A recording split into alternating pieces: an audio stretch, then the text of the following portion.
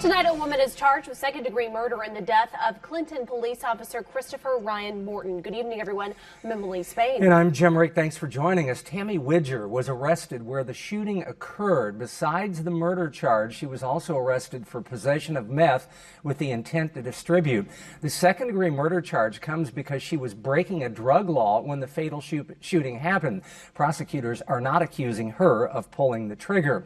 Officer Morton was killed last week in Clinton while responding to a call that came from nearby Windsor, 15 miles away. It's unclear why dispatch sent him to the wrong address in the wrong city. When he and two other officers entered the wrong home, the gunman, James Waters, opened fire. Waters refused to let first responders treat Morton during the standoff. It's unclear if the gunman's wound was self-inflicted. After a week of silence, the chair of the Missouri House Committee investigating Governor Greitens met with reporters. KOMU8's Nora Ferris was there this afternoon and is live with what officials said and what they didn't. The news conference at the Capitol today lasted all of 5 minutes. The chair said that the investigation is ongoing, but most of the other details were left unspoken. Jay Barnes didn't have much to say last week after the committee's first meeting. There will be a point in time in which you will know. Today wasn't that point in time. You guys are going to be disappointed because there are not going to be any details of substance. And so it went. Some of you may have a question that I may answer or I may not. Some of you may leave disappointed. I appreciate your doggedness and wanting to get to substance. That sounds like substance, and so we're not going to go there right now. Barnes did reveal the committee is talking to witnesses, but would not say who or how many. Tell us how many witnesses. Cannot, and I will not at this time. Barnes said the details, including a transcript of the meetings, will become public, but the wait continues. That is something that you will find out in the end, and we appreciate your patience through. Barnes said the committee has had 5 meetings in the past 2 weeks. It is on track to finish its investigation within the original 40-day window. Also here at the Capitol, higher education could see some more funding from the state. KOMU8's Lindsay Fafoglia has been at the House Budget Committee hearing here for several hours. I'm here inside the state capitol where the House Budget Committee hearing is still ongoing. It will keep going for another couple hours.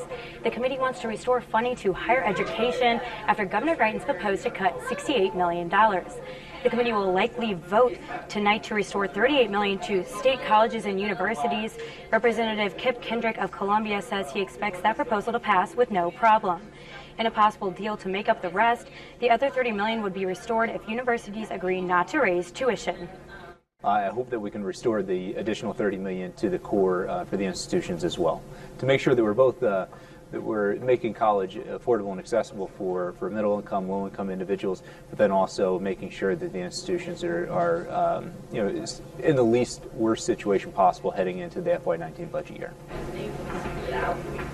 That $30 million is currently funding the Missouri Access Financial Assistance Program, which is the only needs-based scholarship program in the state. I reached out to MU to see if they would agree to the tuition deal, but I did not hear back. Reporting live in Jefferson City, Lindsay Fafoglia, KOMU8 News.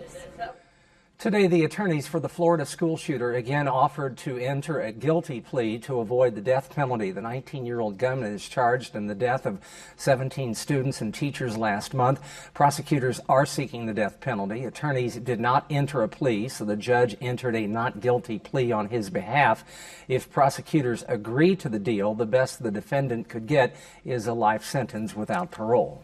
Students walked out of schools all over the country at 10 a.m. in each time zone today. Those protests extended all over mid-Missouri, including here in Columbia.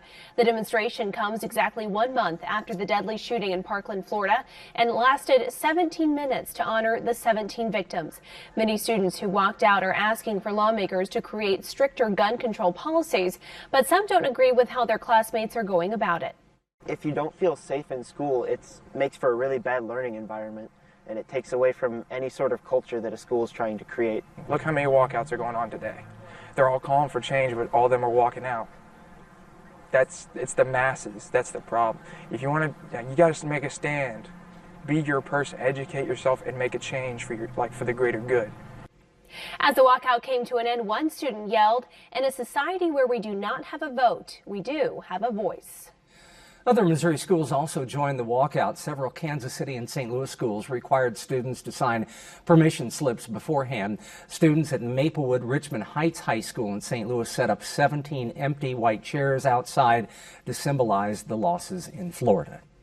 President Donald Trump visited St. Louis today to meet with Missouri business leaders. He first toured Boeing along with the Treasury Secretary and the aviation company's top executives. Later, the president spoke with CEOs and employees from about a dozen Missouri-based companies. They discussed Trump's tax cuts and the effect they've had on businesses in the state. Business leaders say Trump's tax plan allowed them to increase wages for workers as well as increase investments. Trump emphasized again he favors more tax cuts, but didn't offer a lot of specifics. But we're going to do a phase 2, and it's going to be something I think that will really be a big incentive to do a lot of things just like we're doing right here, and a tremendous incentive for the workers. The president also came to town to meet with Attorney General Josh Hawley. They held a private fundraiser tonight for Hawley's Senate campaign, which kicked off yesterday. Today, the UK is retaliating against Russia for the poisoning of a former double agent on English soil. This comes after Moscow ignored a midnight deadline to explain the assassination attempt. The spy and his daughter are in critical condition, and officials say they've linked it back to Russia. The UK is now expelling 23 Russian diplomats, including suspected intelligence officers. The country is also considering economic sanctions. Russia is expected to do the same. Well, we had a lot of sunshine today here in mid-Missouri, and it's a little bit warmer. Kenton is tracking more rainfall, though, for the end of the week. Let's send it over to him. Hey, Kenton.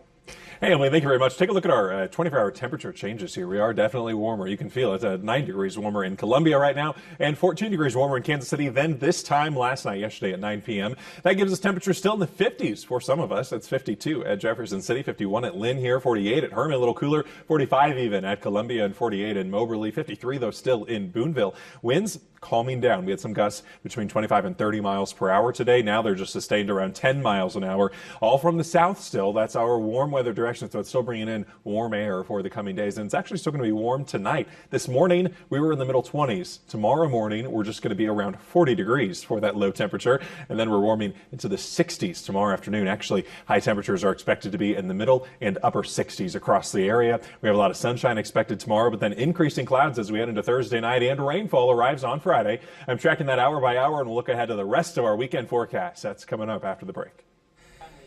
Kenton, thank you very much. Coming up, the city of Columbia addresses segregation. What was said? That's after weather. Plus, a Kansas dog takes a trip to Japan by accident. What the airline is saying coming up.